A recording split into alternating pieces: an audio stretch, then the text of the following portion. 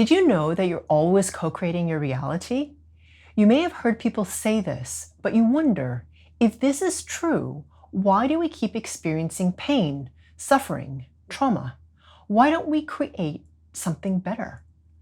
If we don't learn how to master our reality, it's so easy to stay stuck feeling like a victim, like there's nothing you can do to change and improve your life, and that you're at the mercy of all these people and forces around you that are making your life more difficult. Once we crack the code of co-creation and begin to master the fundamentals of creating our reality, we can begin to rise above the suffering and lack that so many of us are mired in. In this episode, we're talking about what co-creation really is, how it works, and how to begin to master it so you can create the life you want. And after the discussion, we get to the most important part of this episode. The group frequency calibration at the end is where the frequency work happens and where change actually occurs. So be sure to listen to that. Without releasing distortion patterns targeted by the GFC, the change you want will be more difficult to attain because you haven't addressed the root of the issue. My name is Karen Cheong, and today in Mastering Your World Through Frequencies, we're discussing cracking the code of co-creation.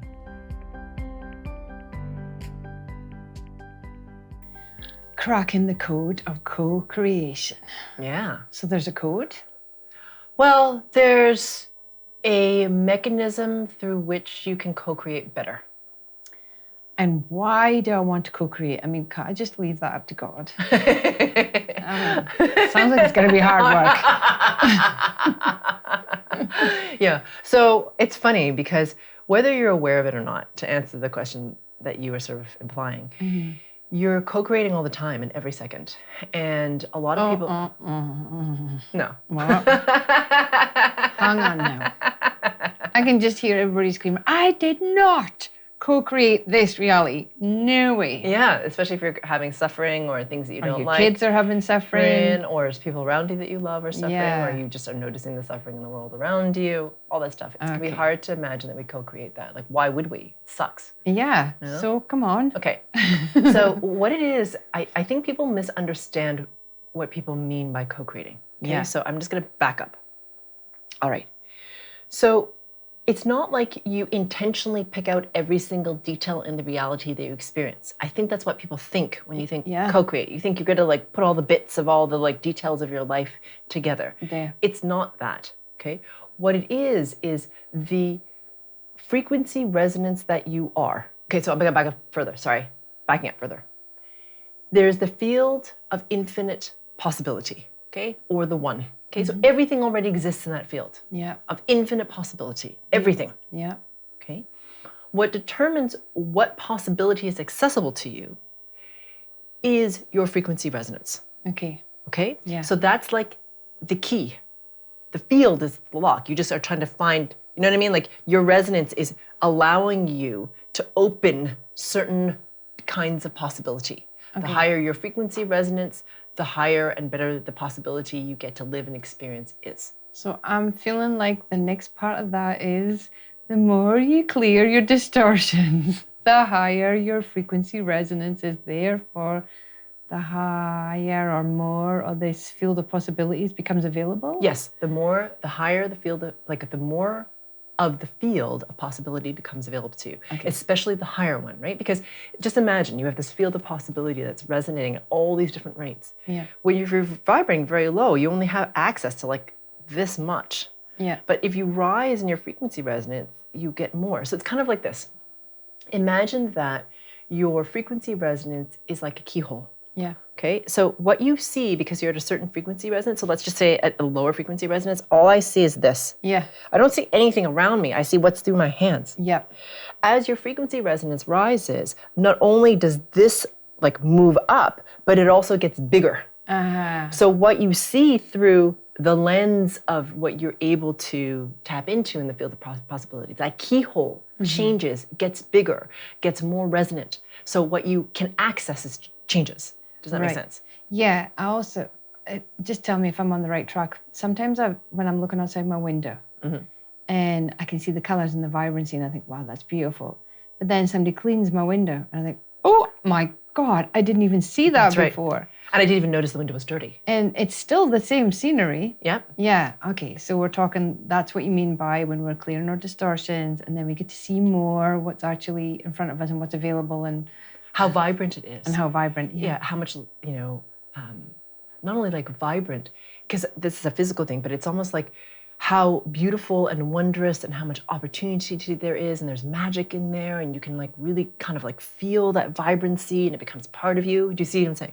It just changes. Your experience of what you're looking at also changes. It's not just what you perceive. Yes. Make sense? Oh, so how you feel when you're perceiving it changes as well. Oh, I mean, every day I could look out the same window and I don't see the same thing every day. Exactly. Even though I do, yeah, but I don't. Yeah, exactly. I notice things I never noticed before, and then my mood affects what I'm seeing. Yeah. Okay. Yes, and your mood is dictated often by your frequency resonance. Okay, Mm-hmm. so I'm not saying that if you have a higher frequency resonance that you don't ever have a crappy mood. Of course you do. You're human. Yeah. Right? We all have these dips in terms of our emotional state because you're supposed to experience the breadth of emotion. That's part of the gift of humanness, even if some of the emotions suck.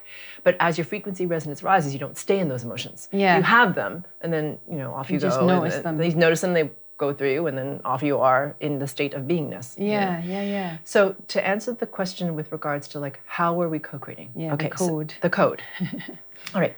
So the code is more like like I said, it's like a keyhole, right? The frequency resonance that you are is like a keyhole and allows you to perceive certain parts of the field of possibility. Yeah. So as a result, what you experience is different. So let me just give you an example because I think it will help. Okay, so someone asked me once a really good question, and she said, I have a husband who is in a lot of physical pain and a lot of mental suffering. Am I creating his suffering? If I create everything, am I creating his suffering? So I thought that was a really excellent question. Yeah. So here's the thing. I'm going to back up. You have to remember that there's an infinite field of possibilities. We don't think about that because we think what's in front of us is real, right? Yeah. So we think that's the possibility. Yeah. That's the possibility you're accessing right now, but there are infinite possibilities. So in some of those possibilities, for example, they're not even together. They don't even know each other. In other possibilities, they don't know each other and he's well. In other possibilities, they don't know each other and he's doing very much worse. And others where he's happy and healthy and they're together. Do you see what I'm saying? There are many possibilities. The frequency resonance that she is, which is governed by the distortion patterns that she's running, the keyhole she looks through is onto the reality that's in front of her, which is him in his suffering. Yeah. Okay, in this particular flavor of his suffering. As her frequency resonance rises, what happens in the physical around her will shift. How she feels about him, how he feels about himself, like all these little subtle nuances can change, and some of them aren't so subtle, some of them are really huge. Yeah. And so things change and reorganize because what's happening is the frequency resonance that she is changes the keyhole. And therefore, the reality that shows up in front of her can be different if she chooses it. I mean, it sounds amazing. And it also sounds like unbelievable as well. Totally. So yeah. I'm sitting thinking, how would I change? Like, let's just say, worst case scenario, I have a child that has been diagnosed with leukemia. And now I'm hearing this conversation and I'm understanding that, okay, so I'm co-creating a reality based on my frequency resonance. Yeah. How do I change that co-creation just by raising my frequency resonance? Yeah. Like, how? Yeah. So the fastest way, now there are many ways to get to the same outcome. Okay, there's never just one way. If anyone tells you there's only one way to get somewhere, that's inaccurate. Okay? Yeah. There are many ways, many paths to the same thing.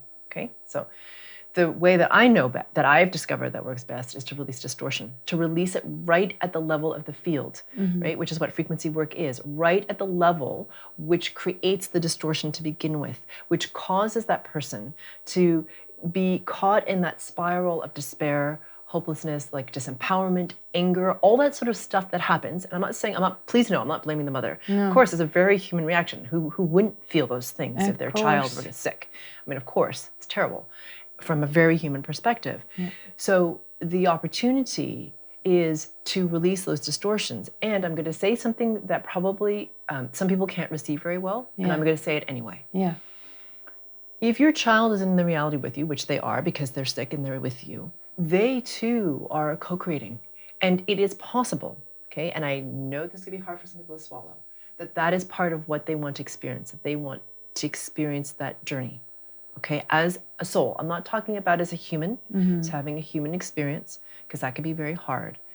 But there are beings who want to experience certain forms of embodiment, certain forms of experience. Now, it's very likely, because I've seen this happen when I worked on them, right? Where there's an agreement between the two beings that they're going to have this kind of experience together. Yeah. You know? And I know that's hard, believe me. I'm not trying to say, like, throw up your hands, maybe this is the agreement, and that's what it is. It's very possible that those two beings are like, all right, let's rise together. Let's change this together so we remember together, right? So the mother maybe begins, right? Because she's more able. Or sometimes the child begins. Some of these kids are like really strong these days, very bright. And they're like, hey, mom, listen to this thing. You know what I mean? And then maybe one of the two starts and they start to shift their resonance. And then the other, because they have this agreement, catches like, oh, that feels good to me too. And they start to shift their resonance. And what happens? Things start to change. So for example, how subtle and fast can it be? It can be almost immediate. And everyone thinks that it has to be like directly causal. You know, it's like have frequency work, then this disappears. You know what I mean? It doesn't work like that. Spirit isn't linear. So frequency work will often help you like get the direct outcome, or it will lead you to someone who gets you to that place in a way that you didn't expect, and it might be a different flavor of the outcome that you weren't expecting. You know what I mean? So it could be that, so for example, I had this mother call me, and she had a teenage son who couldn't control his bowels, which was very, very humiliating for him, as you can imagine. Yeah. Right? And here he is, he's trying to, he's a teenage boy, he's trying to have friends, he's trying to have girlfriends, and he's pooping his pants. Okay, he doesn't want this. And the mother is just at her wit's end because obviously this is not something that he wants to experience, and she feels stressed because he's stressed out all the time and he doesn't want to socialize with other people. That you can imagine the cascade of events. Oh yeah, yes? It would be painful. Painful.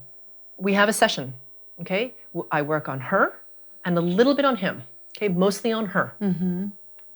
Within 48 hours, by some acquaintance she hadn't even spoken to for a long period of time. She was a nurse, a traveling nurse.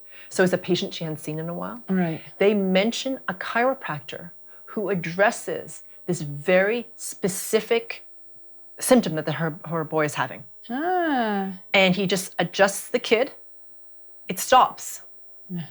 Amazing. Amazing. Yeah. I have a similar, just as you're talking, a similar experience. Yeah. My son, eldest son, the same thing. And now I'm sitting here thinking, because if that hadn't happened, I would never have found frequency work. That was another thing, a causal effect of that. So I can see now what you mean by if two of them come into partnership and make this agreement that we're going to rise together. Fascinating. So the code to creation manifestation, or to summarize your code of creation manifestation, comes right back to, once again, frequency resonance. Yes. And non-attachment, because that's why I heard you saying there as well, because we get attached to the outcome. Yes. Okay, so frequency resonance or frequency work is going to save me. Yes. And what we're actually saying is, though, that's the beginning of the journey. Exactly. But it never stops. You always have to keep on. Yes. Clearing your distortions, raising your frequency, clearing your distortions. But as you've said in the past, it gets easier, faster. Exactly. Right. So not only does it become now intentional and conscious, as opposed to unaware, unintentional, unconscious, you have to have two other pieces, okay, which happen sort of naturally as a natural consequence of frequency work, which is kind of great. Yeah. So one, as you mentioned, is non-attachment or neutrality. Yeah. Okay? Where it's like you're not vested in getting a very specific outcome. Yeah. Okay?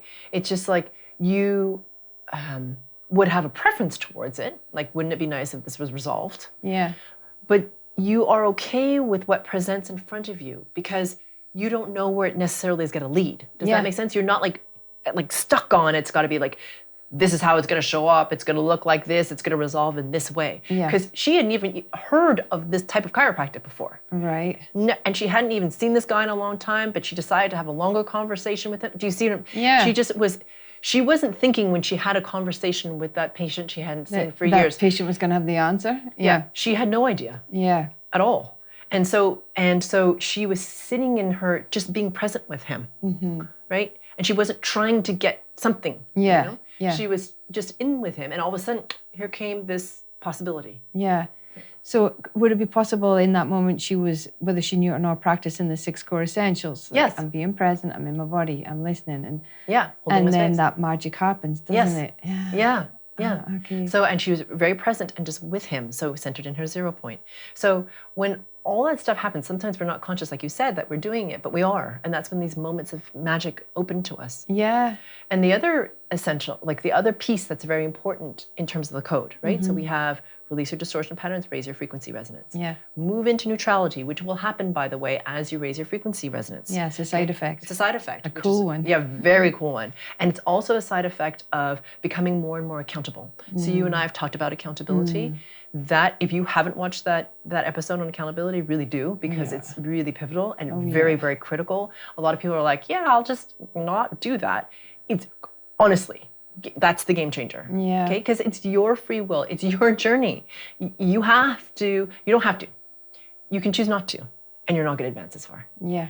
If you really, truly want to experience yourself at a higher level of resonance, to be able to tap into that realm of the mystical, the unseen, the more felt, the non-linear, the expansive, the magical, the infinite, the abundant, you have to be accountable to your own self so that you propel yourself into that, because you are liberating you. Don't let anyone tell you that you can't do it, because you can. Yeah. Right? This is you. You have the power to do it. Yeah. Right? So whether you take it or not is up to you, of course. So, but in any case, the neutrality is an important aspect of your frequency resonance rising. It just happens. And accountability helps with the neutrality, gets you there faster. Yeah. And the third piece that I just want to mention is surrender from strength. Now, you and I have talked about this when we talked about the super secret special sauce. Yeah. Right? So if you haven't watched that episode, go watch that one. But that is really important, because as you rise in your frequency resonance, it's so weird. It's like you start to recognize how strong you're becoming internally. Yeah. You know, you kind of recognize like, wait a minute. And it's not an ego thing. It's not like, I am so tough. You know what I mean? No. It's not about that. It's not about you versus someone else. It's just you. And you're like, wow, I'm feeling really strong. Like nothing really phases me too much. You know, I'm not getting triggered the way I used to. I feel more centered in myself. You know, all that stuff starts to happen. And then you start to enter what I call surrender from strength, which is when you know that instead of a point of weakness, you know, where you're like, oh, I have to give up, I'm a victim, whatever, which is how we think of surrender. It's actually the opposite, where you're like, actually, no, I know how strong I am internally, so I can surrender fully to pure source. And I found in going through the process, taking accountability in whatever it is, whatever hurdle I'm approaching at that time, that gets stronger inside of me. When I realize this is I'm accountable for this, to get myself through this. Nobody else is going to do this for me. Yeah. I might have magic on the way where there'll be people can help me move and shift, but at the end of the day, I'm accountable for it. And what I've found is on that journey, when I've taken full responsibility, accountability, and move through that, I call it walking through the fire. Yes, I call it the same thing. Right. Because it feels like it. It does, right? Because at the time you're like, somebody just save me. Yep. I can't do this. Yeah, exactly. And then you get through to the other side and I realize how much stronger I am. And not just me, the human, but I recognize that it's always been there. It's an inheritance that from the minute I was created by that force or that consciousness, it never left me. It was always there. And this is what's helping me realize that. And so because of that, I can move into that surrendering faster, easier. Yeah. Yeah. Yeah.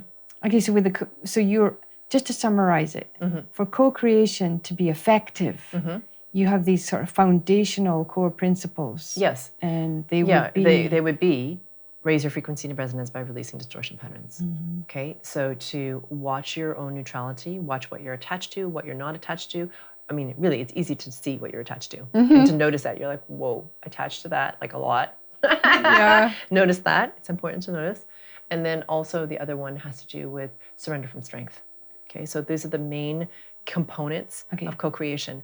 And the thing is, with co-creation, if you have not understood yet that you really have the power to co-create, I really would strongly recommend Relationship with the One 2.0, where it's about mastery within over the illusion, because there we tackle some really key distortion patterns that keep us from being able to like step fully into our co-creator ability. Okay, meaning like embody it. So we tackled fear, which is like a huge thing. Oh, that's massive. Keeps us bound. Yep. You know, in this state where we feel like we're very limited and disempowered and afraid.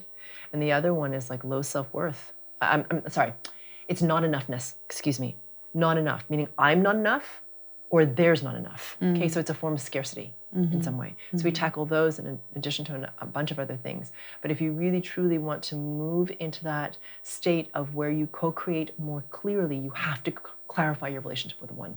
Yeah. You must. Yeah. Yeah. It's interesting when you say fear being a big thing that anchors us into staying in the recreation that we're in, right? But whether it's an unconscious creation because you're running all these distortion patterns that you don't even know you've got. Yeah. Lineage, cultural, you're not even aware that you can change them. Yeah. Because you don't even know you're running them. Exactly. And then you've got the ones that you know you're running that you can fix. Yes. But isn't it amazing that a lot of these books that talk about creation, manifestation, and things like that, I hear everybody that's done these kind of programs, they run fear patterns because they're scared they're going to create something they don't want to create. Exactly. And it's like, what?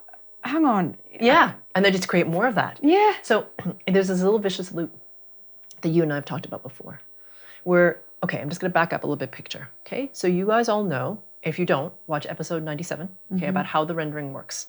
Okay. So here you are, the spirit body, which is a sphere at arm's length all around you, rendering the you, the physical you, in the center of it. Around the spirit body are layers and layers and layers and layers and layers of duct tape. And also in the space between you and the spirit body, there's all this muckiness as well. Okay, these layers of duct tape, which then prevent you from being able to be aware of the brilliance that is you and the brilliance all around you. Okay, or pure source or the divine, whatever you want to call it. Those layers of duct tape are very, very heavy. Okay, they cause your resonance to be very, very low. So when you have all that bogging you down, the way you perceive your reality is through all those layers of duct tape, which are different colors, different thicknesses, different layers of opacity. It's kind of like you're looking through all these different lenses. So if you imagine you were looking at your hand, but between your hand and you were all these different filters, you know, like if you imagine in front of you, the way your hand would look would be really weird. Oh, yeah. It would be really distorted and wobbly and all that sort of stuff. But because you're perceiving your hand through those filters, you believe that's the way your hand is. Yeah. Because that's how you perceive it. So you reinforce that this is the reality. Yeah. And then you create more of it. Sorry, Chris, I just hit my button. So then you create more of it. Okay. So it's this little vicious cycle where it's like we believe what it is that we're creating, and then it reinforces that, and then we create more of it. And then our frequency resonance doesn't move, it's stuck. Right? It's like glue right in that spot, and then you don't really rise. And so I feel like that is a really huge part of why it is that you keep co-creating the same reality over and over and over again. And why this work is important as well, because it's kind of like the snap. Yeah. Hey, lift your head up. Yeah. You know, stop looking at that hand this way. How about you turn your hand? Even Yes. just that first step. Yeah. And then as you keep on doing more frequency work, it's something that you can do by yourself. Yes. I've noticed. Yeah, You know, for I sure. can be at home and I can Yep. practice all the tools that you've given in previous podcasts and GFCs. I just take them with me wherever I'm going. You know, it's like That's they awesome. work. Yeah, You know? that's the work. Yeah, because, you know, I've said this often. I'm here to help you and to guide you if I resonate with you. Okay, I don't necessarily resonate with everyone. That's all right. Meaning they might not resonate They with may your work. Yeah, they may not resonate with my work. Sorry, thank you. That's a better way of saying it. So that's okay if you don't. However, what really is important to remember is that no one really can save you or help you or fix you or make you all better. You can. You have that power and authority within you. Don't let anyone tell you otherwise. Okay? So do you have room for growth? Sure. Do you have room to improve? Absolutely. Can you optimize yourself? I mean, who can't, you know? And you're not so broken that someone has to deign to take care of you. You know, wave their magic wand over you, make you all better, proclaim you awake, whatever it is. Okay? That is very old paradigm. If anyone is telling you that you're less than and they are greater than you, or they diminish you in some way, or whatever it is, just really assess whether you want to be in relationship with that person, meaning whether they're your teacher, your guide, your guru, your whatever it is, your husband, your mother, your father, your whatever, fill in the blank, you know what I mean? It doesn't matter. And to say to yourself, wait a minute here, this is my journey. I choose to have something different. And that's actually the beginning. And then, as you say, to have the tools, right, to lift yourself up. And I really feel this is part of the new paradigm leadership that you and I have talked about. Right? Because the old paradigm leadership has been about like keeping people in their place. Right? The leader is the one who's powerful, the one who's all-knowing, the one who can't be questioned, you know? And so everybody gives their power to that person. Often in our culture has been to a male. I'm sorry, but it's true. Okay? So now the new paradigm is coming in. And the new paradigm leader, if they're truly a new paradigm leader, is aware, because their frequency resonance is high enough, that they don't need to limit someone else in order to rise themselves. And in fact, it's the opposite. The more they rise, the more that they can empower others, the more everyone rises, which means they rise too. And this is the principle of synergetic ascension. And then we create a better reality. Exactly, a better reality together. And so it's not about individualness, right? Like we're returning to the remembering that we are one. So the more that we uplift each other in this way, you know, without sacrifice, without suffering, but just being the brilliance that you are, sharing your gift, however that is, for whoever wants to receive it. And we all rise in frequency resonance, and that's awesome. So that's another aspect of co-creation, right? Like, who are you being? You know, what is the resonance that you are, not only in your aspiration, in your meditation space, when you're alone and quiet, but in your everyday, who are you? Who, you know, because that impacts, you know, you start to go quantum, or you start to become of a much higher level order when you realize or feel the effect of what it is that you do into the field. You feel the ripple effect in the field. You're like, wow, that's amazing. And sometimes like, uh-oh. Hang on. I need to readjust here. But that's that accountability that you're talking about. When you see that and you're, right, okay, it's up to me now to adjust that a little bit, tweak it a little bit, and come back and start again. And just come in at a higher order. And of course, like you just said, you're human. You're gonna stumble. You're gonna fall over. You're gonna bump into things. Pick yourself up. That's right. Dust yourself off. Moving forward. And go forward and keep co-creating your reality. Exactly. So when we talk about this co-creating your co-creation manifestation, co-creating your reality, so are you saying, like, let's just say, I want to go on holiday to the Caribbean, and I want to take my family with me, and I want to swim in that ocean for a week. I've got no money right now, and I don't know how I'm going to take my whole family with me. Are you saying that I can intentionally create that? Totally. Away. So, okay, relate to that question. How come all of us are not doing that then? Because most of us, our frequency resonance is too low and we're too attached. So what gums up creation manifestation is attachment. I know it sounds horrible because you're like, well, then I don't understand. If I want something, of course I'm attached to it. That's why I want it. Duh. I don't want to go for a holiday in the wet weather in the moors of Scotland. You know, I want to go to the Caribbean. Of course I'm attached. So I'm not suggesting you don't have preference. Okay, it's totally great to have preference. Right. And it's totally great to have this idea that you want to go to the Caribbean. Of course. And the higher your frequency resonance becomes, the more I know it's going to sound totally bizarre and difficult and implausible and improbable and impossible if you're not there. Okay? Yeah. But I will tell you that your desire for a specific thing, like the Caribbean holiday, will start to loosen. So it's not like you don't want the holiday, but like, what if someone said to you, well, what if I just gave you a free trip to the Greek Isles instead? Oh, let me think about that. I see what you're getting at. Yeah. But we're so fixated on the freaking Caribbean holiday, right? We attach to it, and then we lock down the possibilities because we're so fixated on that, and we're not in neutrality, and we're not in surrender from strength. And when we think about it, we think about our lack because we're like, we don't have it, damn it. Yeah. Right? And now what happens? Frequency resonance drops. Okay, so you just reinforce the lack. The more we attach, the more lack we're reinforcing. Right. So if I was to take what you're saying, then maybe my concept would be more like, I would like to go somewhere warm, where it's sunny, and we can all have some fun on a holiday. Yeah. Full stop, the end. Yeah, exactly. And I'm not going to I don't need to specify when or what time or the year or anything like that. It's just that's what I would love to experience. Yeah, right. That's what I would like to experience. And then notice how it, so here's where the rubber hits the road. What happens if you don't get it? What does that mean? Yeah. But my point is to scan, like, what's the distortion? Like go there. Like, what does it mean if I don't get it? Does it mean I failed? Does it mean I suck? Does it mean I'm disempowered? Does it mean all this is bullshit? What does it mean? Do you see what I'm saying? Because it's like all those are distortions that we can run about our failure to co-create. If we don't get what we want, we run, like, bundled in that are all these distortions about us, our abilities, lack of worthiness of experiencing that.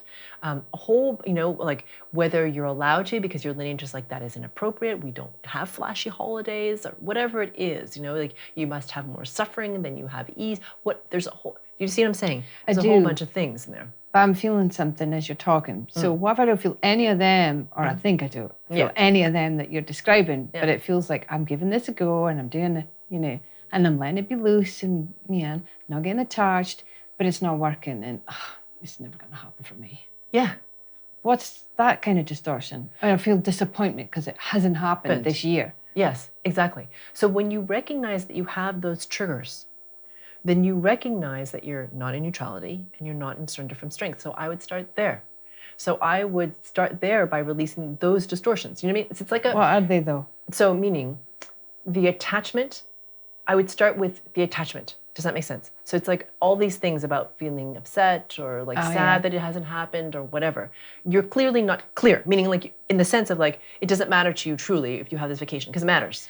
Makes sense? That's what you're getting at. Yeah. So it's like, it's clear that it does matter to me whether or not I get to go on vacation. The buy-in, that's on how much emotional investment I have in it. That's a distortion. Yeah, well, it's an indication of the distortion. Aha. It's not necessarily the distortion. Right. It's like the marker of it. The so you're devil's like, in the details. Yeah, exactly. So you're like, well, okay, I'm really not neutral about this at all because if I don't get it, I'm going to be really irritable, actually. And upset. And like bitter and resentful and like, why doesn't my husband do something different so we can go on holiday? He really knows I really want to go. The kids only picked up their stuff and it would be easier for me to function, whatever. Are you in my head? Oh my God. So my point is, when you don't need to know what all your distortion patterns are for the work to work. Begin somewhere. Yeah. So it's like, okay, well, I noticed that I'm attached. Okay, well, she mentioned something about neutrality and surrender from strength. Okay, so then go find either in the podcast, it's free, the Group Frequency Calibration meditations. That is where the work happens. You have to do the frequency work. Understanding it intellectually doesn't do jack. Yeah. Oh, no, I'm sorry, that's not true. Understanding it intellectually is the beginning. Yes. It helps to clarify things, but that's not the 98% of the stuff. It kind of helps you get rid of the stuff that you don't need. Exactly. Exactly. You can focus on the stuff that you do need to co-create. Exactly. Right. So the thing is to then start somewhere. Okay. So, there's, like I said, the podcast. there are GFCs and deep dives on this, you know, like where you look on our website and there's different things if you want to go deeper. You're like, wow, I really get stuck because I've noticed my family has challenges with enjoyment or like, you know, having abundance or whatever. Oh, look, here's this thing on family dynamics or whatever it is the thingy is for you. You know what I mean? You'll have noticed it in yourself. So what happens is as you start to do this work, you become more self-aware. You're like, wait a minute. I'm noticing that I'm really stuck on this because I'm not really neutral. I'd like to be, you know, like I really would prefer to be because I mean, it doesn't feel very good to be stuck in this place where it feels yucky. But you're like, oh, wait a minute. Okay, now I kind of know where that trigger is. I'm going to do the frequency work to release that trigger. Yeah. Make sense? And the group frequency calibrations help you to entrain to a frequency that's probably higher. Yes, much higher. And clearer. Yes. And the thing is, you know, I just want to mention about the group frequency calibrations is that, you know, a lot of people when they begin this journey, they want to have an individual session with me. You know, they want to have what I call an IFC, which is great for fine tuning and releasing some deep stuff and whatever. And there's so much momentum in the group frequency calibrations because what we're doing is we're coming together as a mastermind, as our higher selves, and we get so much momentum, like more than you can on your own, because you're meeting with people who have different distortions than you, different strengths than you. So where they're strong, you know what I mean? Like the whole starts to move on the strength of the whole. For sure. When you're in a group and you maybe don't even recognize, let's just say keeping it at the common level, you maybe don't recognize behaviors that you're running, or you have a behavior, you just don't know how to describe it, and you hear somebody else describe it, like, oh, I do that too. Oh, that's what that is. Yeah. I imagine the mastermind the same at a frequency resonance level. Yeah. Right, okay. Yeah. So other people have already cleared what you're trying to clear in a different way, you know? Yeah. And so you're actually learning from each other and accelerating each other, Yeah, which is really great. Yeah. So it's a very high level order of that. So the power of that momentum can push you past where you get stuck because you don't have the momentum by yourself to do it. Yeah. Which is really kind of neat because it's really this new paradigm of returning to the oneness, you know, our understanding that we are all one. So the more that we collectively focus on these different things to release them, the more we gain momentum. Yeah. Okay, so a lot of people will do both the group frequency calibrations and the individual frequencies. Combination. Yeah, a combination. So what I would say is to look into where it is that you struggle and then go as deep as you want to. Some people want to go really deep. So they, you know, for example, I just talked about this whole relationship with the 1 2.0 and then people are like, oh, well, that sounds really up my alley. Great, do that. So do you see what I'm saying? Just, you'll notice as you clarify, like what calls to you. You're like, yep, I need to do that. Okay. Yeah. So now when we're finished, I'm going to go do a GFC that will help me get to the Caribbean. Well, what I'd like to say is that you did co-create a sort of vacation to the Hawaiian Islands. I did, right? Look at me. What's coming next? Cool. So yeah, I think that so there is a process for intentional co-creation. And there are, I've written a whole book on creation manifestation, why it fails and what to do about it. So if you're curious to delve deep into how that all works, then I do recommend that you check out that ebook. Well, where do we check out that ebook? Yeah, so you will find a link to it below. Where? Yeah, if you're looking at this on YouTube, it'll be in the description. Or if you're looking at this on the website, it'll also be in the description. Oh, cool.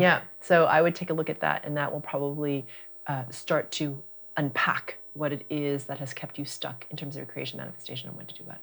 Awesome. Thank you.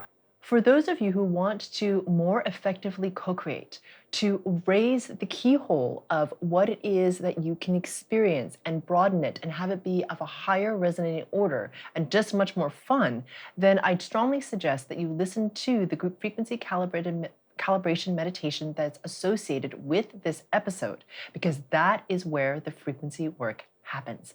And if you've enjoyed this episode, please click on the thumbs up button below and share it with a friend. We're about to start the group frequency calibration, or GFC, where we actually do the frequency work and where change is catalyzed. To get to the GFC, click on the square that'll appear to the right or the link in the description below.